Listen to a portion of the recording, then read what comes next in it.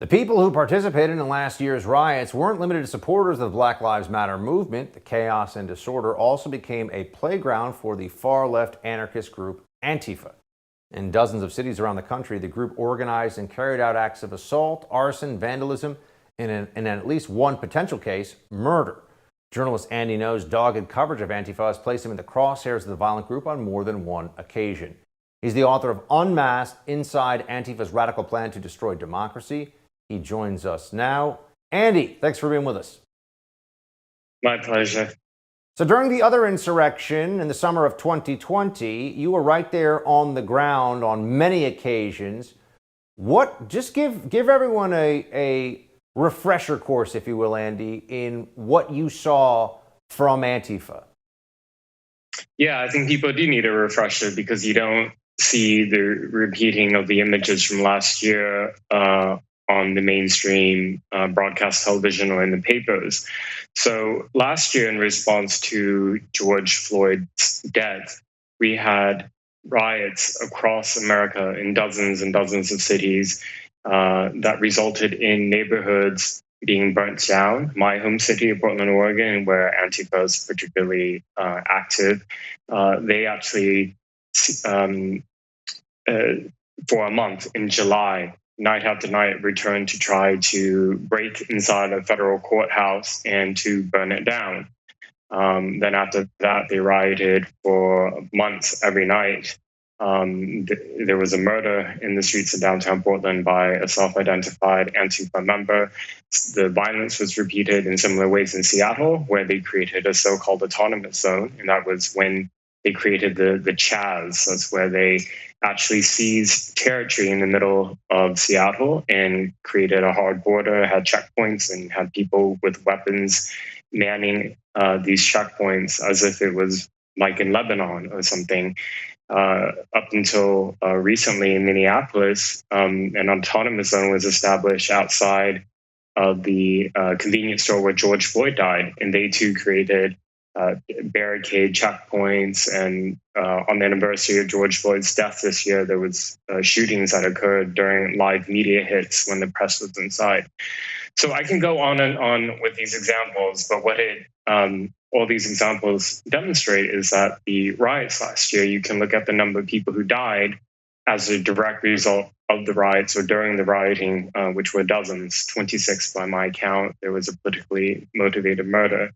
So I think what's frustrating about the continued politicization of the riot on the 6th of January is that the events of one day have the coverage of that has come at the expense of everything that happened last year, and in the case of Portland, it's still ongoing. Andy, there's a lot of time that's spent right now in the media, again, going to the January 6th riot, about how there were assaults on police officers. Can you just give us a sense of going back to June through the fall of 2020, leading up to the election? Did Antifa assault police officers? Was that something that you were aware of, that you witnessed? And just give us some of those details. It's very cynical and disturbing to me for the Democrats to, in response to the 6th of January, to then put on a show of where they're so thankful for law enforcement, for protecting them, when they spent months on end last year at the highest levels of the Democrat Party demonizing law enforcement. And some of them even called, some members of the Democrat Party in Congress even called for defunding and or abolishing police. And when in Portland and in Seattle, in St. Louis, in cities across America where police officers were getting violently assaulted night after night or week after week, by far-left militant rioters affiliated with BLM or Antifa, the Democrats were entirely quiet. In fact, many of them at the local level, those, for example, on city council or mayors, even expressed support for the rioters and condemned law enforcement. So this lack of principles that we're seeing on display in regards to the response to the 6th of January demonstrates to me that those who are calling for endless investigations and testimony hearings, etc., they're not interested in finding out what actually happened that day. How do we prevent it? What do we need to know about what happened on 6th of January? They're interested in using it for political theater, to use it to score either to help fundraise or to help in campaigning for their cause. And that's a very sick and cynical way to use that event, because people died. Somebody died there, Ashley Babbitt died, and other people who were there that day ended up dying for different reasons as well, as we've learned.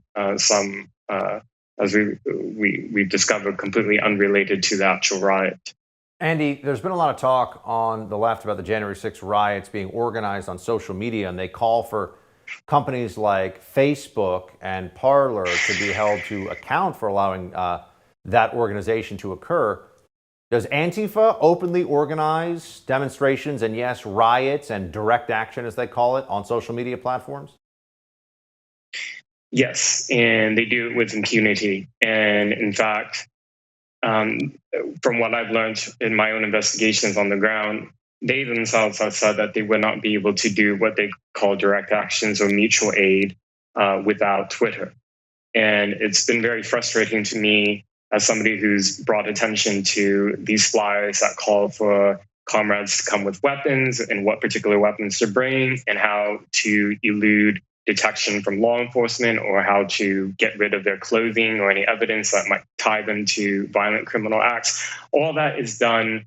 It's not even done discreetly on Twitter or Instagram. It's done openly, and it's retweeted and shared by these larger accounts that are part of these Antifa networks. And that's how you get people, particularly young people, to show up every single night to carry out either acts of violence or arson.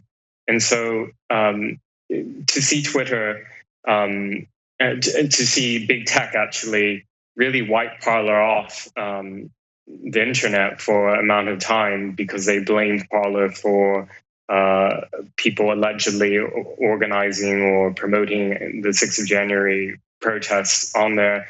And then to see Twitter take absolutely really no action on these Antifa groups that not just organize openly, but then fundraise as well. And the fundraising is a big thing. People ask me, how are people showing up night after night after night to riot when they've been arrested 6, 7, 8, or 9 times? Well, their bail is covered for, and that bail is being promoted through these links that are shared on Twitter.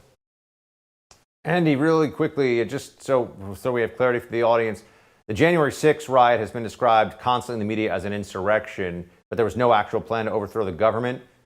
Does Antifa see itself as a revolutionary organization meant to actually overthrow the government?